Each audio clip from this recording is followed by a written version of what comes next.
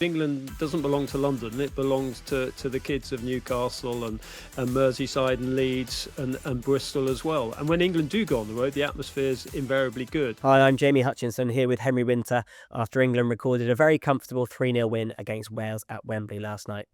So let's start with Tuchel's comments after the game, if we can, please. He had a bit of a go at England fans, saying there's a bit of a lack of atmosphere and the atmosphere didn't match the performance.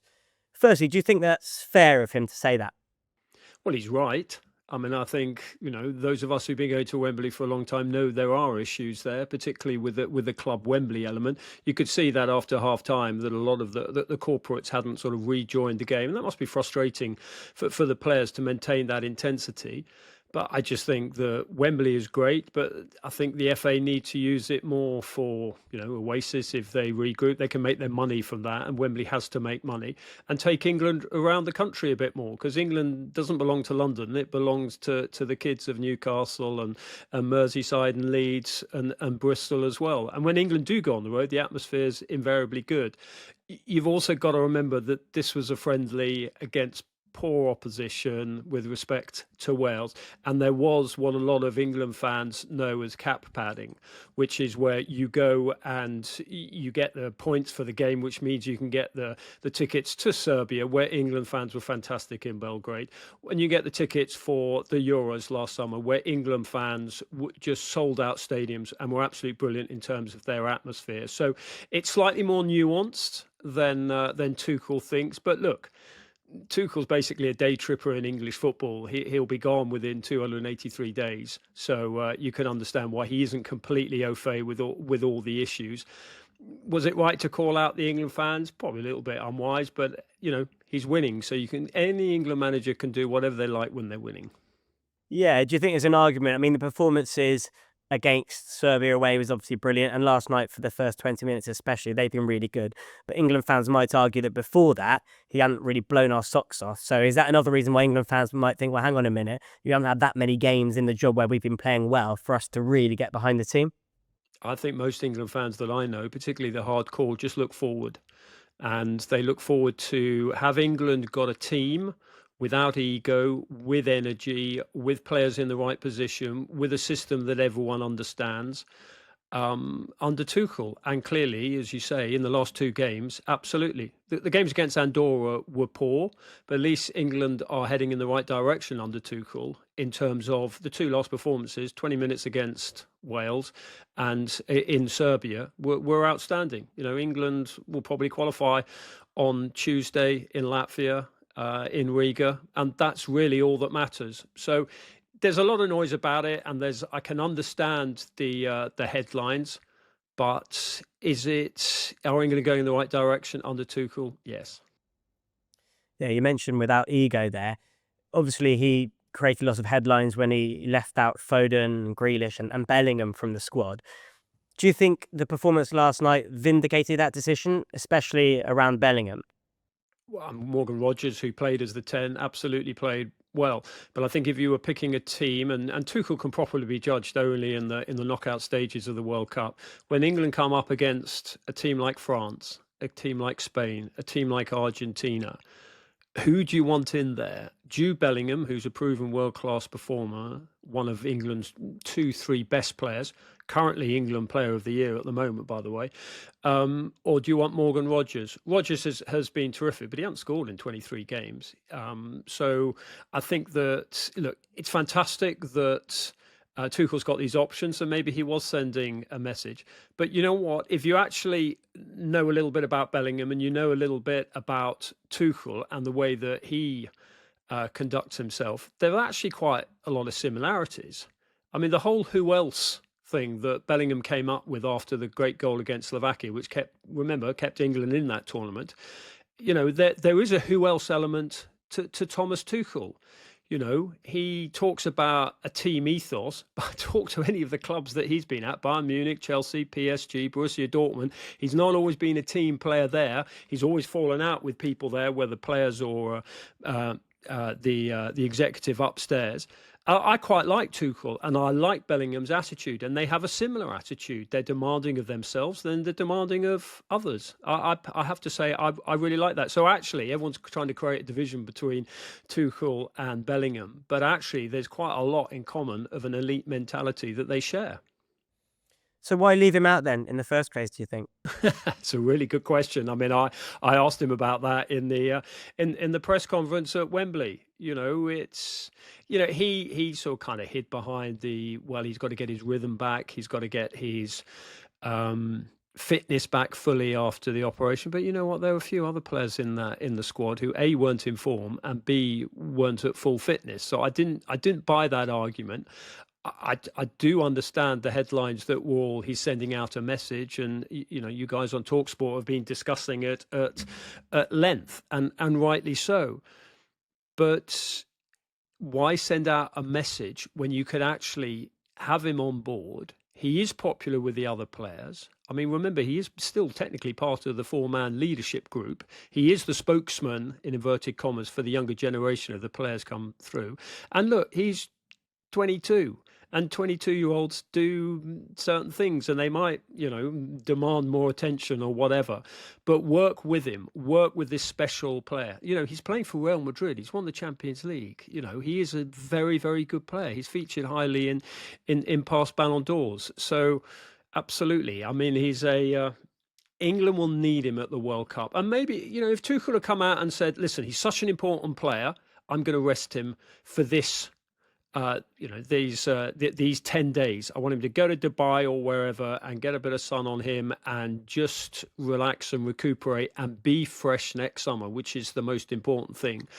Then I think people could have understood that. But I just don't like this question mark about his attitude, because if he was American, if Jude Bellingham was American, everyone in this country would say, oh, if only we had that slightly brash, who else, winning mentality that the Americans have. And so I think we should be a little bit more careful about the sort of the narrative around Jude Bellingham, because I've been to so many tournaments with England, and you are going to need your difference makers, and Jude Bellingham is a different maker. Yeah, there's been talk about Jude Bellingham's maturity, and Tuchel's talked a lot about needing a team, hasn't he? Do you think, when you mentioned there that he's popular with the other England players, do you think that he sees him as not quite the team player yet that he wants him to be? I mean, people say he's not a team player, but teams keep on wanting to buy him. Top managers keep on wanting to buy him and use him, whether that's Ancelotti, whether it's obviously Alonso now, whether it's Southgate in the past. I mean, he's only 22. He's only just finished his eligibility for the under-21s.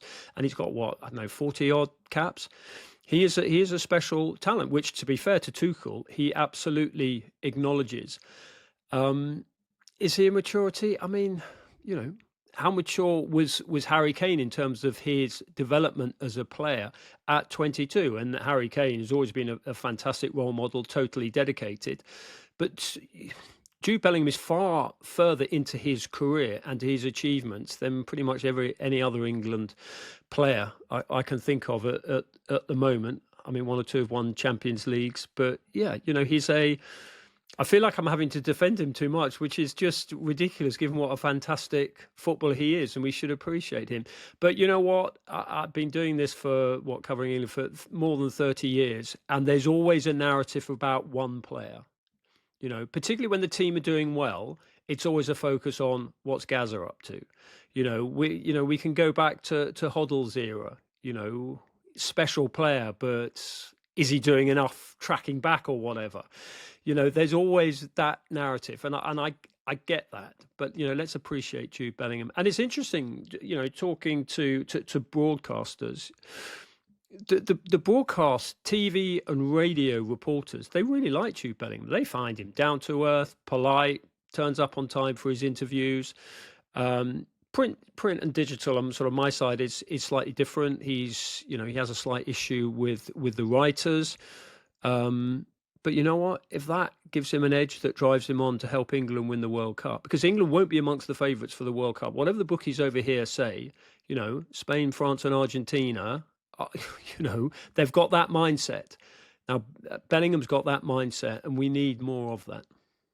You don't think we'll be favourites? I'm just looking at our midfield yesterday. Obviously, Anderson, brilliant now in an England shirt. Rice as well. Bellingham still to come in. You got Cole Palmer, wasn't involved. You don't think we'll be one of the favourites going there?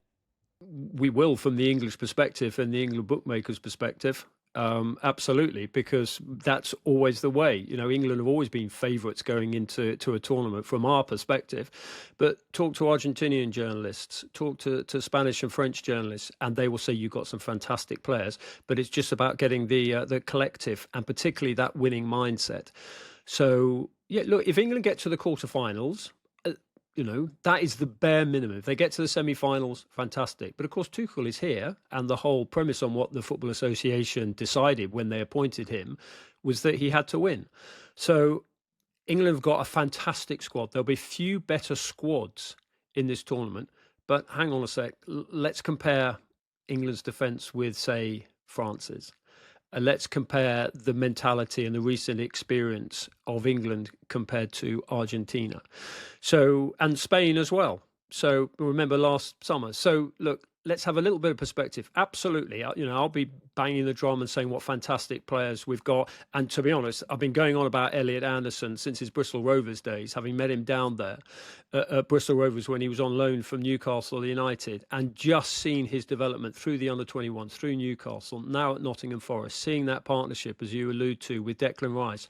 That is a really good partnership. England's front six, fantastic. And also, as you say, the options. So Elliot Anderson goes in there. You also got Adam Wharton, who can't get in the squad, such as the depth of talent. You've got Declan Rice in there. You've got how many number 10s do you need? Morgan Rogers, Jude Bellingham, Cole Palmer. Jack Grealish doesn't even get a looking. Foden's been playing more centrally, probably more as an 8 than a 10 for City. What a fabulous talent. England's front three, I would say, is fairly established now. Saka on the right, Kane, absolutely no doubt about that. World-class player. And Anthony Gordon with his work rate and delivery on the left. Rashford's come in, didn't play so well second half, but, we've seen what he's been doing at Barcelona, and, an elite player showing it now. But it's defence is still slightly unsettled. I mean, Mark Gay was England's best player at the Euros. I just think that I do slightly worry about that defence. And you talk to coaches within the game, and they will echo that. But if England attack, absolutely, they've got a chance of going far at the World Cup. Yeah, especially that second half, the defence looked a little bit vulnerable at times, didn't it? Just quickly on the striker situation then. Obviously, Ollie Watkins came off at half-time injured, and Anthony Gordon played up there. I don't know what you think about him as the number 9. But is there a worry that if Kane does get injured, we haven't really got someone, he's irreplaceable really, we haven't got someone who can step in there and be, that person that we need up there if Kane was to get injured? It's a really good point. And the gap between all of sort of England's positions is actually quite narrow in terms of the quality of the understudy that can step up. If Harry Kane is not there, and remember that team is built for him with pace around him, as Bayern have done so successfully, that, the team is built for him. Who can step in? I was pleased Ollie Watkins scored, because he's just he works so hard, and you look at the journey that he's been on from Exeter and before that. I mean, it's fantastic to see him do well. And I got worried when he was going for the ball, he was going for the second, and he collided with the post, and I hope he's okay. Ollie Watkins, I think Rashford goes as the third striker. I think he goes as the second left winger and as the third centre forward. Your point about Anthony Gordon, I mean, we've seen that with the under-21s. He won a Euros like that through the middle. He's got that ability. Newcastle have used that occasionally. He's hardworking. He's got the pace. Hasn't got the sort of the clinical finish of a Kane or anyone else, but then who really does have? So yeah, it's absolutely an issue. I mean, the long-term successor was going to be Mason Greenwood, but he wrote himself out of the equation. Dominic Solanke's, slightly sort of injured, obviously a different player. Ivan Toney, the Saudi thing, he got called up by Tuchel, and I went to see him out in Spain, and it was all like he was going to play, and then he didn't get called on. So that's slightly strange there. I think potentially, and Tuchel doesn't worry about the long term because he'll be gone on July the 20th, the day, let's touch wood, England get to the final, is Liam Delap. But he's been injured. But Tuchel has talked about him and liked him, and obviously drafted him in for one of the training sessions. And Delap sort of did well there, although he was mainly spending a lot of time watching Harry Kane's professionalism and finishing. So Yeah, I mean, Delat possibly long term, but Tuchel's here for the short term. Yeah, we'll see. Well, hopefully we get the job done in Latvia on Tuesday, and then we can all look forward to the summer. Thanks a lot, Henry. Appreciate your time. My pleasure. Good questions.